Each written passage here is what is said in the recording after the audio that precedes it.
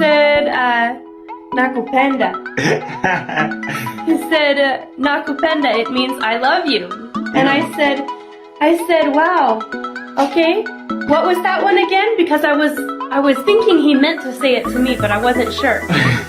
And then he chickened out and he goes, it means I like you. And I said, no, it doesn't. You said it means I love you. And he said, I love you too. Albert and I met the first day that I came here to Bungoma, Kenya. The reason that I came is because I'm a missionary and God called me out here to the village specifically, not to the city. So for those of you who have asked why our lives look like this, why I don't just go home, God called me to the village. He called me to this simple way of living, and He's adding on to our life slowly, but we have to work hard for it.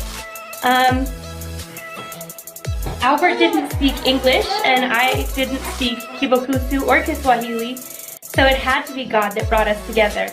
The first day, though, God told Albert that I was his wife, and he told me that Albert was my husband, and we didn't know that until 3 months later, after we started talking.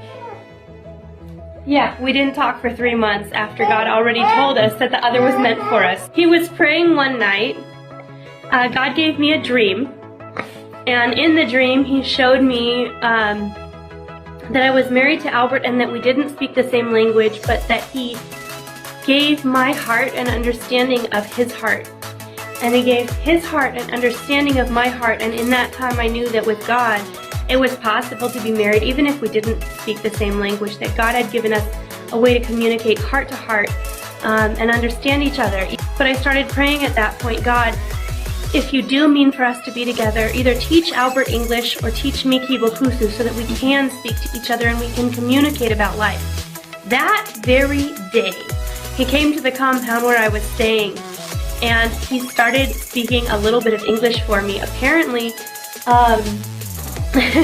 he was in prayers, and God just basically knocked him on the head and said, start speaking English with Carey.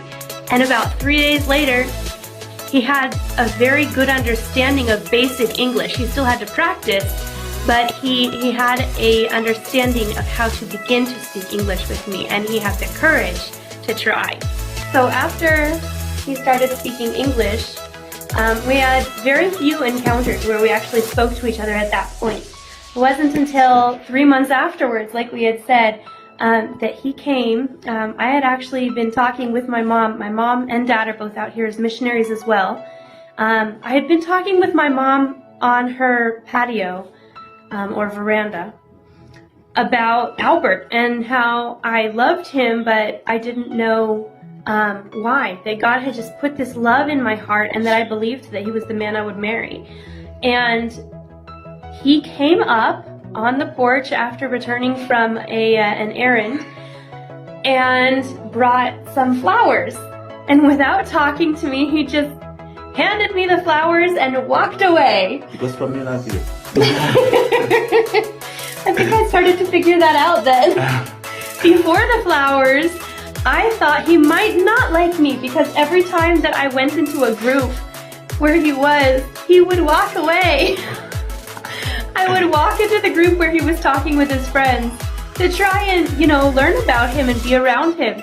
And you know what for that flower motive, the first one was talking for English. So yes. It's better for me for that flower.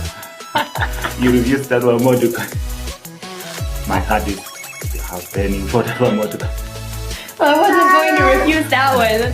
That was like a dream come true for me. It's like, wow, the man I love just brought me flowers. So the next day, he came to take me shopping. He drives a motorbike, and he's one of the main ways that we used to get around back in the times that my family first came here. To get to and from town, you have to take a motorbike. The roads around here won't allow any other form of travel most of the time. So he took me to town to go shopping and purposefully took me to the wrong store so that we could spend more time together. But he was teaching me Kiswahili at the time.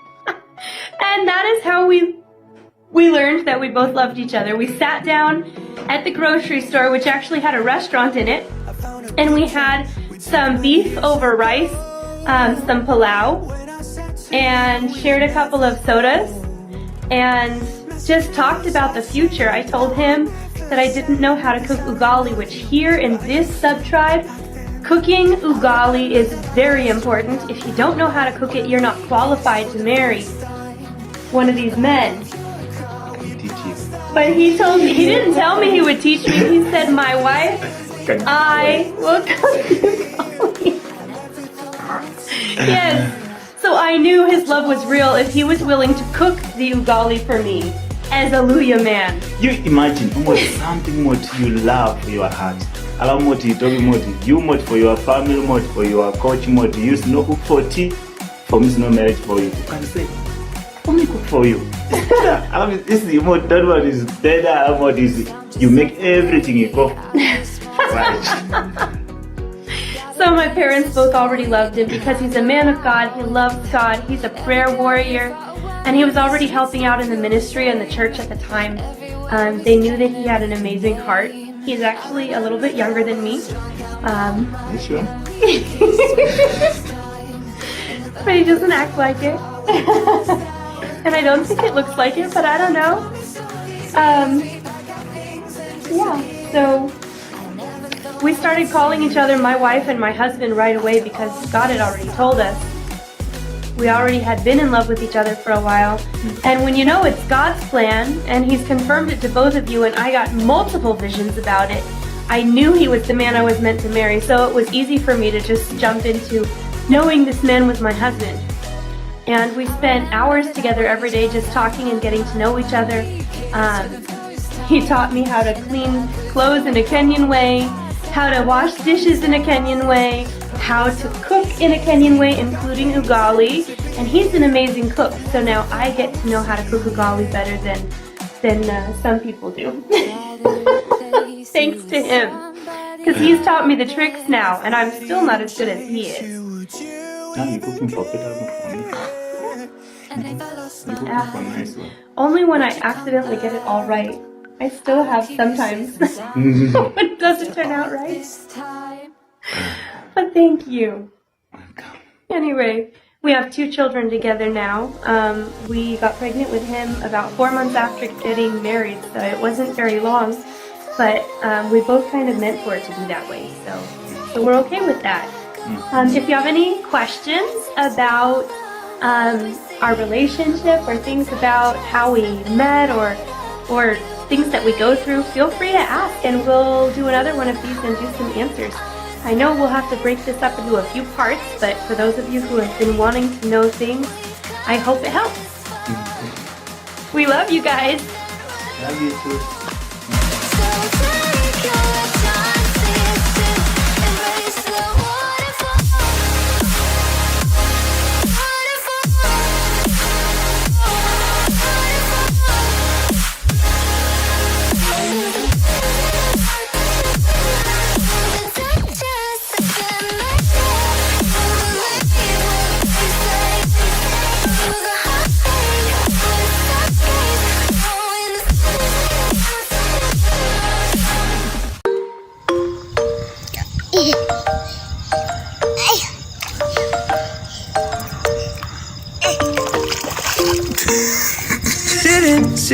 Sitting at the same old workplace.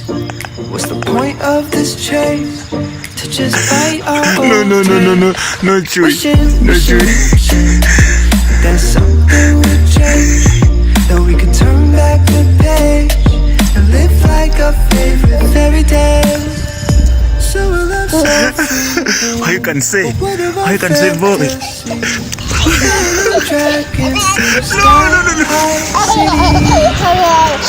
These are childhood dreams. It's how we used to be. Kings and queens in our childhood dreams. Oh, oh, oh, oh, oh, our childhood dreams.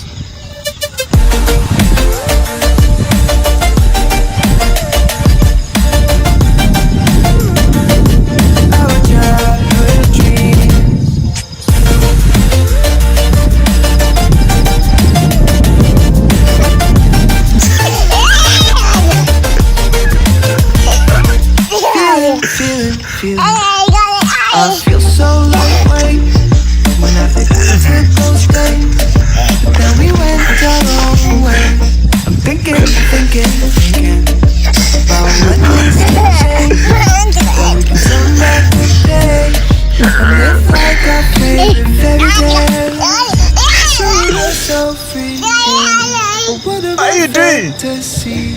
Come on, Digging up Calvin. treasures and sailing across the sea.